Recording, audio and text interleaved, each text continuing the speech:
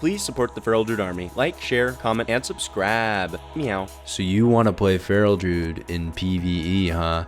Hey, you want to pump out the big D, you want to get the damage meters a-rockin', you want to make the ladies wet. Well, I'm going to teach you guys today the best DPS guide for Feral Druids. Now, this is going to be a very well put together guide. I spent a lot of time on this. I got a lot of knowledge from PvE Ferals who are making it big right now, over 900 item level, doing heroics and mythic nighthold, all sorts of crazy stuff. By the way, I will be doing a Q&A follow-up video for this guide, so if you have any questions, don't forget to leave them below, because this weekend I'll be putting that up. We're going to be going over talents, we're going to go over a little bit of rotation, the stat priority, and we're going to hit you up with some knowledge about the artifact weapon. I hope you guys walk away from this with a lot of knowledge, and I hope a lot of you increase your DPS. I'm going to talk about why this all works. Let's go over talents right now.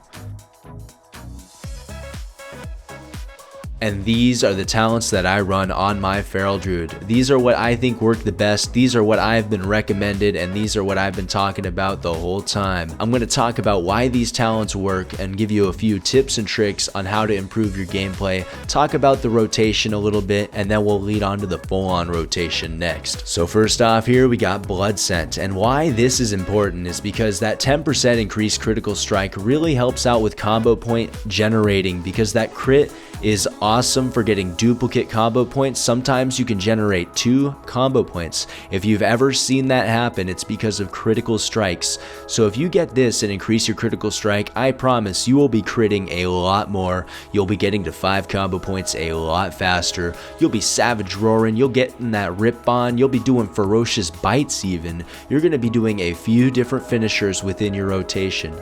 Lunar Inspiration is okay, but I feel like Blood Scent goes a long way. For the second tier, I pick Displacer Beast only because it can get you out of shit and it can get you to the boss faster. And that 30-second cooldown is not bad. You don't need to be using Wild Charge every 15 seconds. I have Guardian Affinity here, but I know a lot of Feral Druids are rocking that Balance Affinity so they can maximize damage when they have to run from enemies or whenever there's an arranged battle. You know, there's all sorts of stuff that you can do with Moon Conform, and if you got Cat and Moon Conform, you'll be owning it.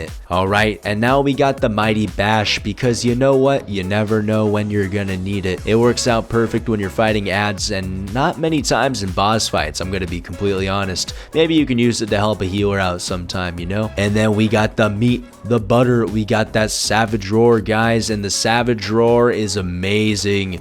I tested it out, and I know that Incarnation gives you a big burst, but the overall damage from Savage Roar is the way to go. You're gonna be getting a lot of damage. You're going to be able to rotate between Savage Roar, Rip, and Ferocious Bite, or even rip up 2 targets at the same time. And when it comes to the boss or whatever ad going down to below 25%, your Ferocious Bite is refreshing Rip. You're going to be doing so much damage. Soul of the Forest is cool and all. You could pick it up with Sabretooth, I guess, if you're wanting to go big D on some boss or some like ad fights. If you're going to be fighting a big group of ads and you want to take them out in mythics really fast, then this is an okay build, especially if you're going to be fighting a lot of group mobs. Jagged Wounds is a must. Increasing your bleed damage is awesome, and once you start to gear up, once you get some set bonuses or some trinkets and stuff, you're going to be using Thrash, you're going to be using Rip, Rake, you're going to be doing a lot of different bleeds,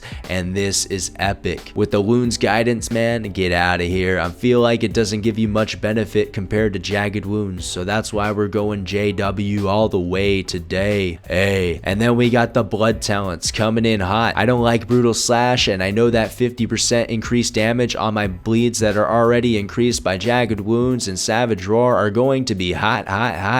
I know I'm talking a lot, but it's bomb. So I go with Blood talents all the way. There are some times where if you get legendary boots or something like that, you know, you could pick up Moment of Clarity, you know, it affects the next 3 abilities, and if you have the boots, holy shit, and this increases their damage, and it also increases your maximum energy. From what I've heard from another Feral, I heard that Moment of Clarity is good to use in certain cases. So think about it. Look at your legendaries, see if it fits, and see how you can better use these talents. talents to increase your damage. Legendaries will bring you into a whole different bracket of damage, and they'll help out quite a bit. That's why playing Feral is a lot of fun. You'll be working your way through dungeons, getting geared up, you'll be getting set bonuses, increasing your damage, and then hey, one day you'll find a legendary and you'll be the fucking god, and that is why it's rewarding. Okay, that's enough. Let's move on to the rotation, and I'm gonna help you guys out right now.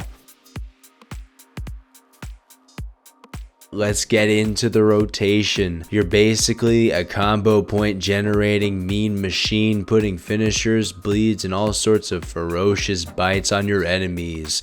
It's a lot of fun. I will admit that there is times where energy may be low, but with the utility of fighting, running around, kiting, and killing, you know, you're going to be doing a lot of different things, and the damage is going to flow through like lava. So the reason why we pick up Blood Scent is because we love crits. If we can get a critical strike, when we get that double point generation on there, we get 2 combo points in one hit. That is awesome. If we can do that twice and get the 4 combo points, oh man, and then we're just 1 combo point away from a 5-point finisher. So in the opener, we're going to get to 5 combo points. Once we get there, we're going to Savage Roar and buff ourselves with that 25% damage increase, and then we'll also get a Predatory Swiftness for a few seconds, and Predatory Swiftness allows you to free cast a regrowth, giving you a Blood Talons, and Blood Talons increases the next 2 melee abilities by 50%. So we throw this on our Rip and our Rake on our next go around. So like I said, 5 combo points, Savage Roar. Now we're on the next set of combo points. We're working our way up there with some shreds, get all the way up to 4 combo points or 5 combo points with shreds, and then once you get to that 4 or 5 combo point mark,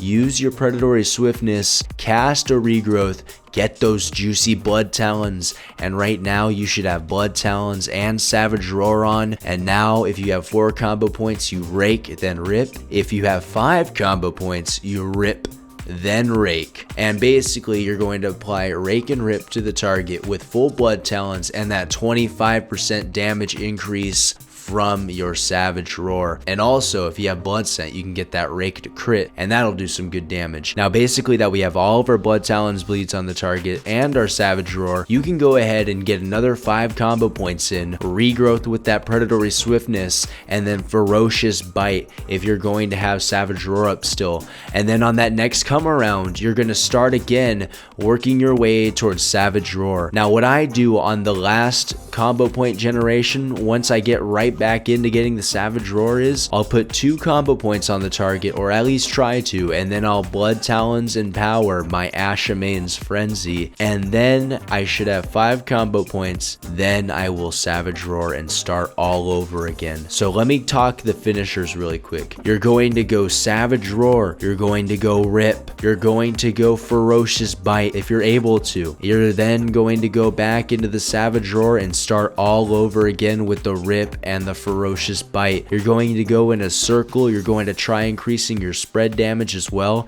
If you have to switch to an ad fight, maybe go over there with 5 combo points and throw a quick Rip on them and hit them with the Ferocious Bite. Just do as much wrecking as you can and try to keep going in the rotation as much as you can, because like I said, it's very important. Once you get to popping Berserk, you're going to be doing a bunch of Ferocious Bites because you're going to have a lot of energy. You can do it like maybe 1 or 2, spread some more bleeds out if you need to. You're going to get a damage increase from Berserk, so reapplying your bleeds with a Tiger's Fury would be amazing. A lot of the times I'll be using my Tiger's Fury, and with that damage increase I'll quickly apply bleeds. I only use my Tiger's Fury if I'm coming up on a Rip. If I'm building combo points for a Savage Roar, I will not Tiger's Fury unless it's like on the 5th combo point and I'm gonna quickly build the next 5 for my Rip, because using the Tiger's Fury damage increase on bleeds really does contribute to a lot of the damage, considering you can do that every 30 seconds or so whenever the cooldown ends. So take advantage of the increase of damage from Tiger's Fury, take advantage of the armor penetration from always having Rip on a target, although Rip and Rake already do so much damage on their own, and that's the only reason why you need to have those bleeds on that sucker all the time, and just keep wailing on people, alright? Keep bleeds up, keep Savage Roar up, and kill the motherfucker. Alright, really quickly, I'm going to go over stat priority.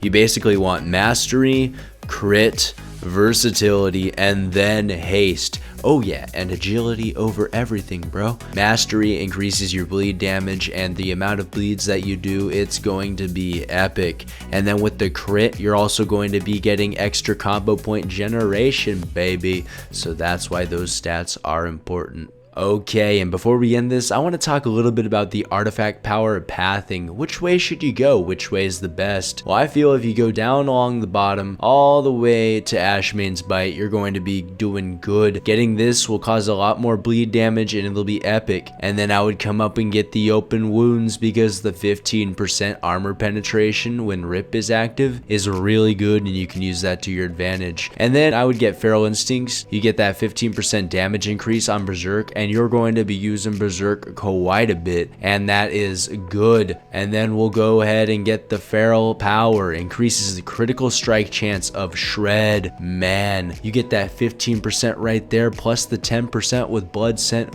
Hey man, you're doing good, you're doing fucking good. And then we'll work our way up here, going all the way up until we get down here and all of them filled in. For fuck's sakes, it's gonna be bomb. You're gonna have so much fun as you pick talents up. As you get geared up, you're going to find yourself doing a lot more damage. And I hope you guys enjoyed this guide. If you did, make sure you guys check out my channel. I do daily videos and streams, and the community over here is legit. Be sure to put your questions below if you have any, because that Q&A video is going to go up on Sunday. All right guys, see you on the next video. Peace out.